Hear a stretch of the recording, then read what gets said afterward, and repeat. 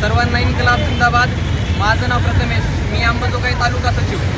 आज आपण जे काही प्रकरण सकाळचं नुकतं झालेलं प्रकरण आपल्याला माहीतच असेल। जंतर मंतरवरती दिल्लीमध्ये जे काही CJP कॉकरोच जनता पार्टीच्या माध्यमातून जे काही आमरण उपोषणाला बसलेले सोनम वांगचुक हे होते, त्यांना सकाळी पहाटच पोलिसांचे एक टोळकीनं गपचूपच त्यांना उचलून नेलेला आहे।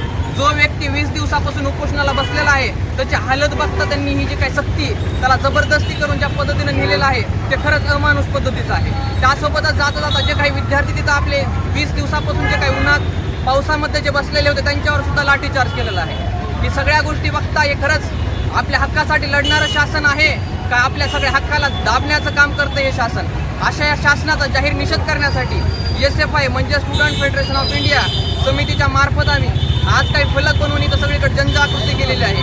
जर आम्ही एक परमिशन जरी घ्यायची म्हणली तर निदर्शनं सुद्धा करण्यासाठी तर आम्हाला ते दिलं जात नाही तात्काळ, ते आदल्या दिवशी म्हणतात। आणि ह्यांना जर एखाद्या व्यक्तीला जर उचलून न्यायचं असेल तर ह्यांना कोणताच कायदा, कोणतीच वेळ, कोणतीच गोष्ट ह्यांना मान्य नसते। ते कधीही येतात, कोणत्याही टोळकीमध्ये येतात आणि कोणत्याही व्यक्तीला जसं पाहिजे असेल तसं उचलून येतात। नेमकं हे शासन आहे कुणाच्या मालकीचं आणि कुणासाठी काम करतं हा प्रश्न आहे।